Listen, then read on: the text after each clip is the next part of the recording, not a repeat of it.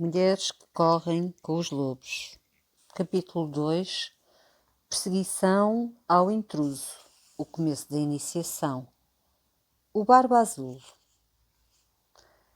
No único ser humano existem muitos outros seres, cada um com os seus próprios valores, motivos e mecanismos. Algumas tecnologias psicológicas aconselham a deter estes seres, a contá-los, a dar-lhes nomes, a prendê-los com correntes até se arrastarem, quais escravos derrotados. No entanto, fazê-lo irá interromper a dança das luzes selvagens nos olhos de uma mulher, interrompendo o seu olhar de fogo, o seu olhar faiscante. Muito mais do que corromper a sua beleza natural, o nosso trabalho deve concentrar-se na construção de um ambiente selvagem para todos estes seres, onde os artistas possam criar, os amantes possam amar e os cuidadores curar. Mas e o que faremos com todos aqueles seres interiores que parecem completamente enlouquecidos e com aqueles que destroem sem pensar? Até a estes se deve dar um lugar, ainda assim um lugar onde possam ficar confinados. Um deles, em particular, o mais falso e o mais poderoso fugitivo da psique, requer a nossa sensibilização e contenção imediatas. Esse de que falamos é o predador natural.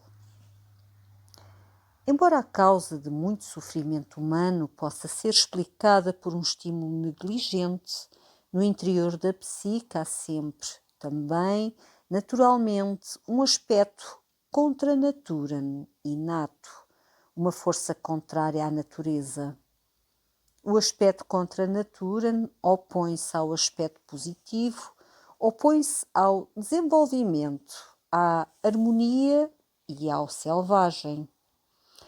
É um antagonista escarninho e assassino que temos dentro de nós desde que nascemos, e mesmo com a melhor educação parental, a sua única missão é a de tentar transformar todas as encruzilhadas em becos sem saída. Este potentado predatório aparece recorrentemente nos sonhos das mulheres, explodindo a meio dos planos mais cheios de alma e significativos. Amputa a mulher da sua natureza instintiva. Uma vez terminado o seu trabalho destrutivo, deixa a mulher com os seus sentimentos mortos, com os seus sentimentos fragilizados para prosseguir a vida. Deixa a mulher com as suas ideias e sonhos caídos aos pés, espoliados de qualquer animação. O conto Barba Azul refere-se a este tema. Nos Estados Unidos da América, as versões mais conhecidas do Barba Azul são a francesa e a alemã. Ainda assim, eu prefiro a minha versão literária, onde se misturam as versões francesa e eslava, como a que me foi dada pela minha tia Cathy, pronuncia-se Cathy, que vivia em Szibrák, perto de Dombovar, na Hungria. Entre aquele grupo de mulheres rurais, contadoras de histórias, o Barba Azul começa com uma anedota sobre alguém que conhecia alguém, que por sua vez conhecia outro alguém que tinha sido confrontado com a prova medonha do falecimento do Barba Azul. E é assim que vamos começar. Num convento de freiras brancas, situado nas longínquas montanhas, está guardada uma mecha de barba. Como chegou ao convento, ninguém sabe. Há quem conte que foram as freiras que enterraram o que restava do corpo ao qual pertencia, para que ninguém mais viesse a tocar-lhe. Desconhece a razão que teria levado as freiras a guardarem uma tal relíquia, mas é um facto que aconteceu. Uma amiga de uma amiga minha confirmou-o com os seus próprios olhos. Diz que a barba era azul, cor de anil, para ser mais exato. Um azul como o gelo escuro num lago, um azul como a sombra de um buraco à noite. Esta barba teria pertencido a alguém que diziam ter sido um feiticeiro falhado, um homem enorme, mulherengo, um homem conhecido por Barba Azul. Contava-se que cortejara 3 irmãs ao mesmo tempo, mas elas tinham medo da barba dele, com aquele estranho tom azul forte, e escondiam-se quando ele aparecia. Numa tentativa de convencê-las da sua genialidade, convidou-as para um passeio na floresta. Apareceu com uns cavalos areados, com campainhas e fitas carmesim. Sentou as irmãs e a mãe delas nas montadas e lá foram eles a meio galope em direção à floresta. Passaram um dia maravilhoso a cavalgar com os seus cães a correr à frente ou ao lado. Mais tarde sentaram-se junto de uma árvore gigante e o Barba Azul deliciou-as, contando-lhes histórias e oferecendo-lhes iguarias delicadas. As irmãs começaram a pensar: bem, talvez este homem, o Barba Azul, não seja assim tão mau como parecia. Regressaram a casa, tagarelando animadamente sobre o interessante que tinha sido aquele dia e como tinha sido um bocado bem passado. Ainda assim, as suspeitas e os medos das 2 irmãs mais velhas não se tinham dissipado, tendo estas decidido que não desejavam voltar a ver o Barba Azul. Já a irmã mais nova pensava que se um homem podia ter todo aquele encanto, certamente não seria assim tão mau. Tanto mais pensava, mais se convencia de que ele não lhe parecia tão horrível, nem a sua barba tão assustadora. Assim, quando o Barba Azul pediu a mão dela em casamento, aceitou. Pensou muito no pedido e sentiu que se ia casar com um homem deveras elegante. Lá se casaram e depois foram morar para um castelo que o homem tinha no meio do bosque. Certo dia disse-lhe ele: tenho de ausentar-me por um tempo. Convida a tua família a vir para cá, se te apetecer. Podes dar passeios a cavalo pelo bosque, ordenar aos cozinheiros que te preparem um banquete. Podes fazer tudo o que quiseres, tudo o que o teu coração desejar. Aqui está o meu molho de chaves. Podes abrir todas as portas que queiras, das despensas aos cofres, qualquer porta no castelo.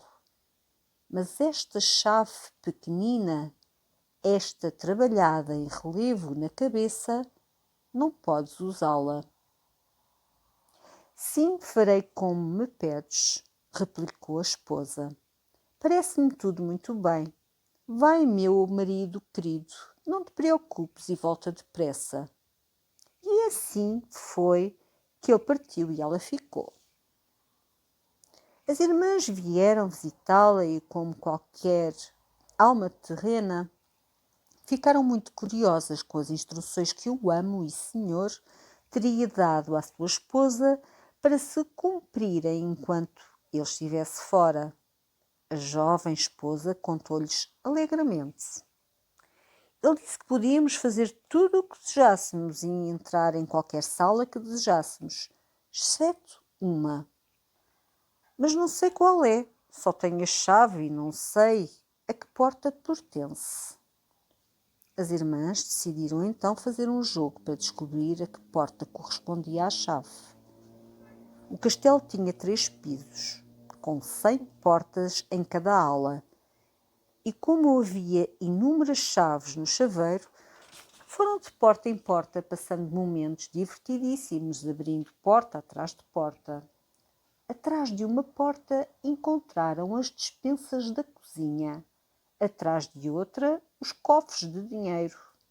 Havia todo o tipo de bens atrás das portas e tudo parecia cada vez mais maravilhoso. Finalmente, depois de se cruzarem com tantas maravilhas, chegaram à cave, onde no final do corredor se via uma parede branca.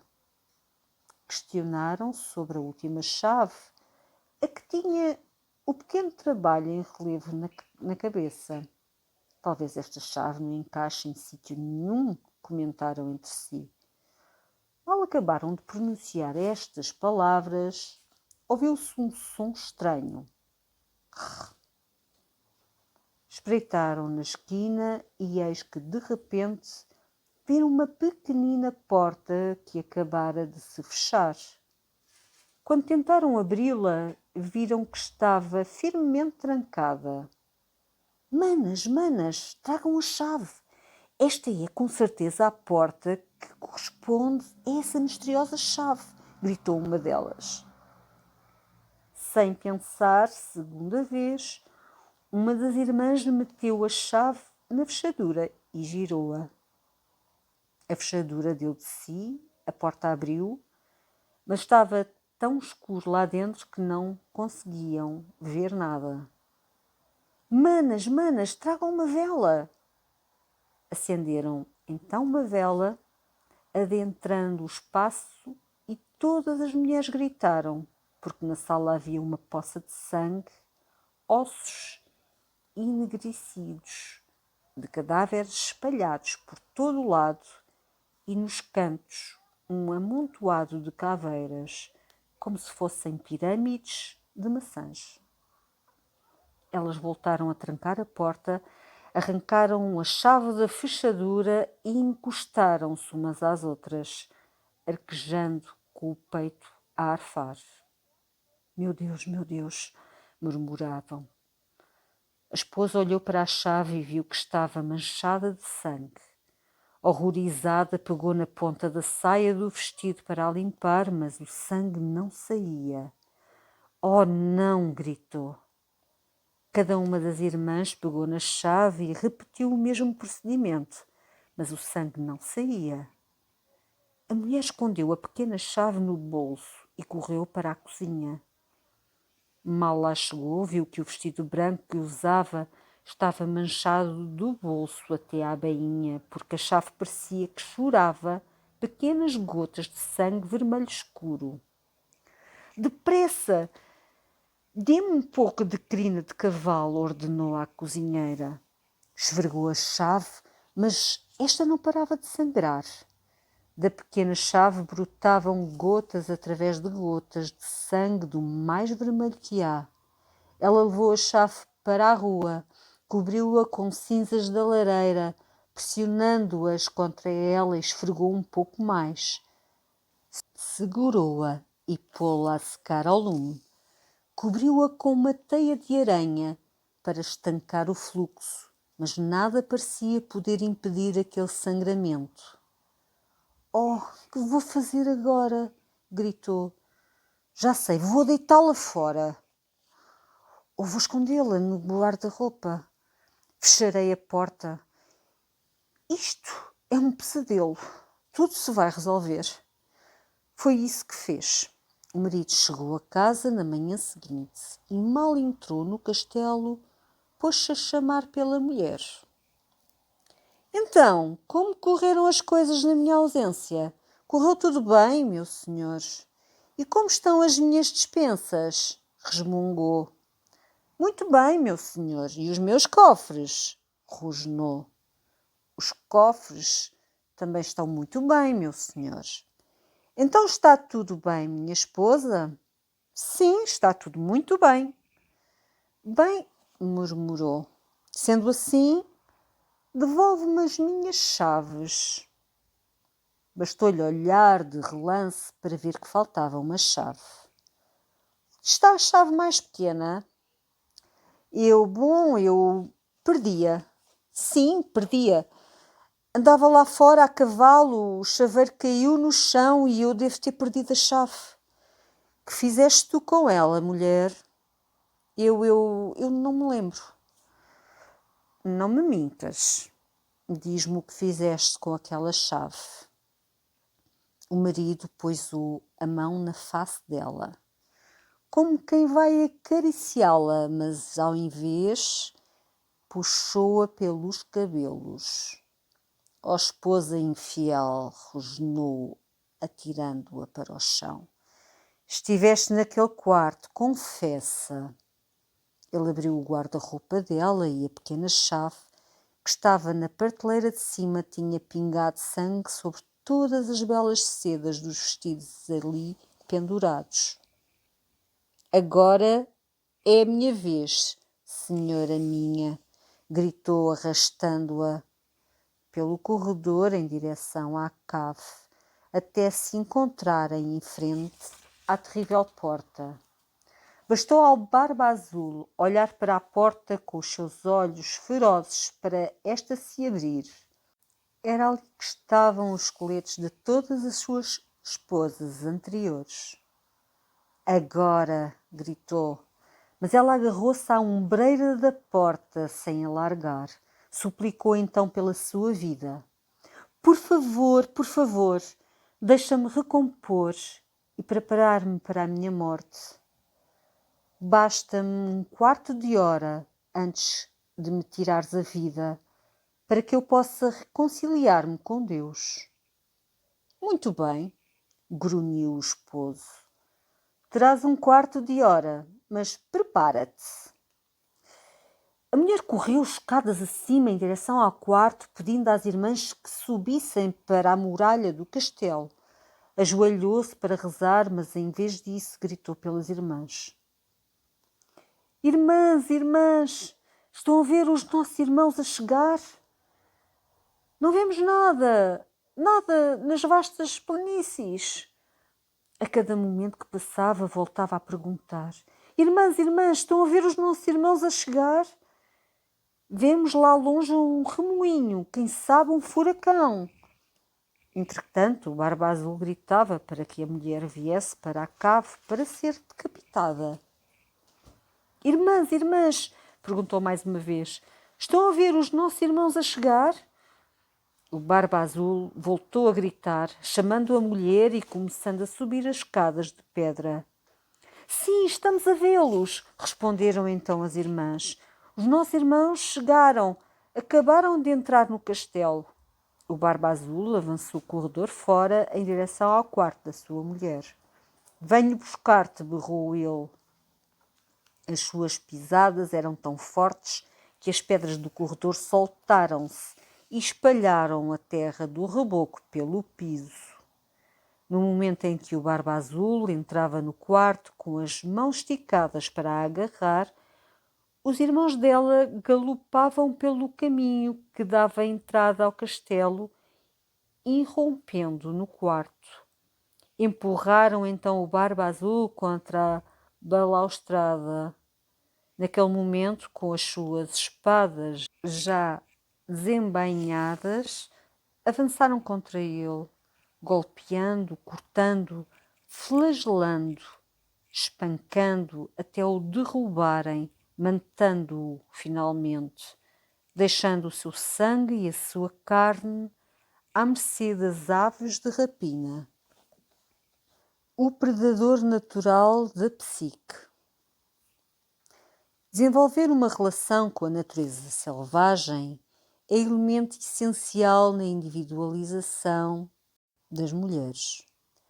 De modo a consegui-lo, a mulher deve entrar na escuridão, mas simultaneamente não deve ser irremediavelmente presa, capturada ou assassinada no seu caminho de ida e volta. O conto O Barba Azul gira em torno de um sequestrador, um homem sombrio que habita na psique de todas as mulheres, o predador inato. É uma força específica e incontornável que deve ser memorizada e travada. Para travar o predador natural da psique, é necessário que as mulheres continuem de plena posse dos seus poderes instintivos. Entre estes, devemos citar a perspicácia, a intuição, a resistência, o amor perseverante, um sentido apurado, a capacidade de ver por antecipação, um ouvido apurado, a capacidade para cantar sobre os mortos, ter poderes intuitivos de cura e tendência para criar os seus próprios focos criativos. Na interpretação psicológica, recorremos a todos os aspectos dos contos populares para representar o drama dentro da psique de uma única mulher.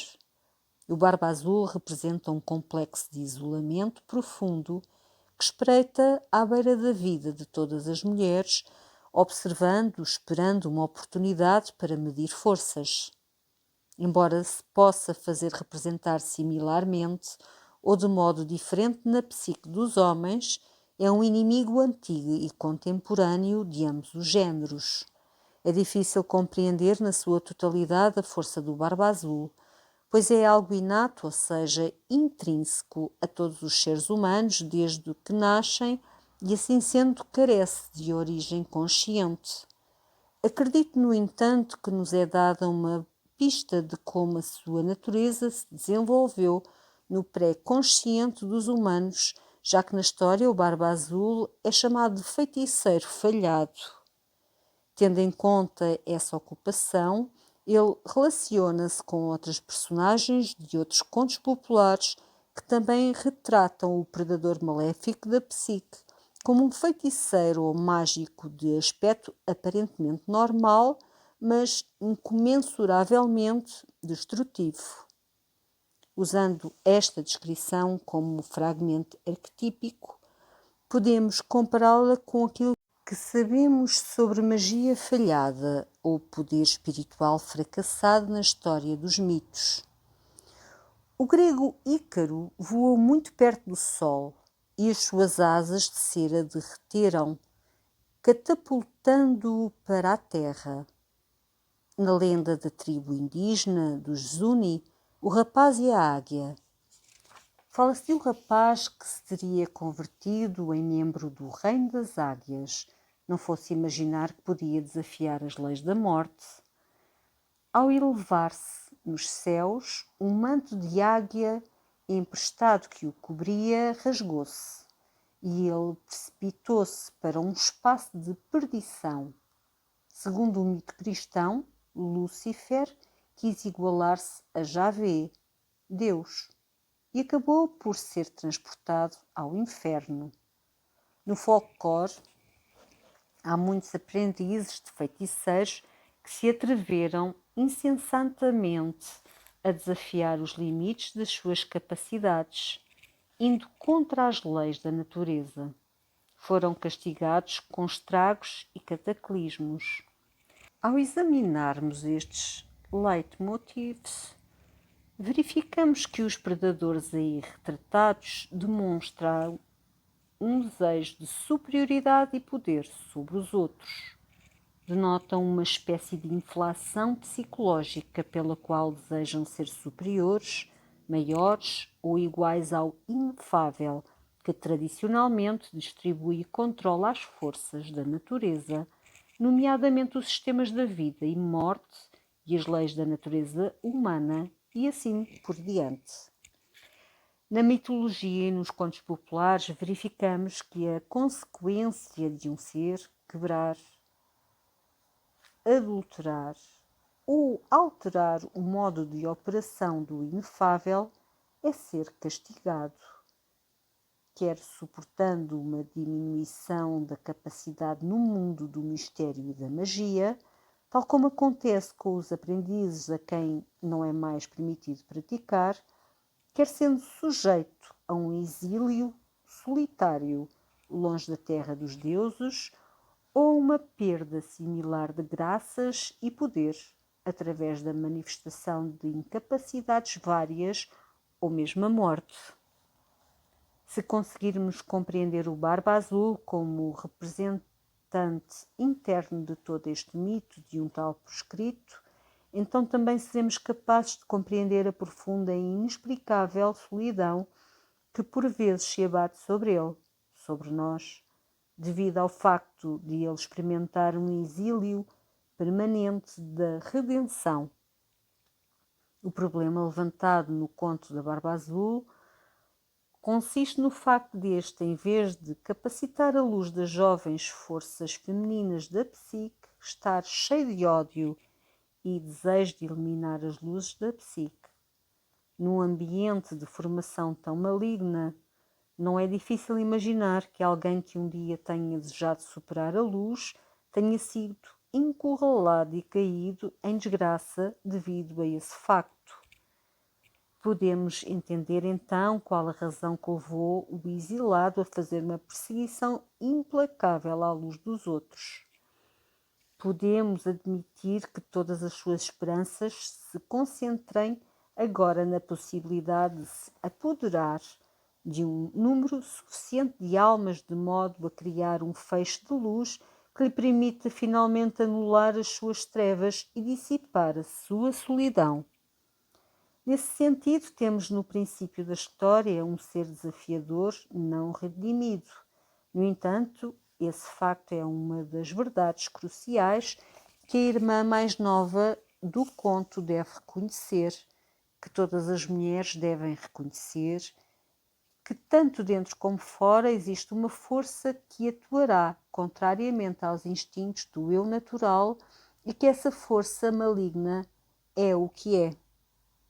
Embora possamos ser indulgentes com ela, aquilo que devemos fazer de imediato é reconhecê-la, protegermos-nos da sua destruição e, em última análise, retirar-lhe a sua energia assassina.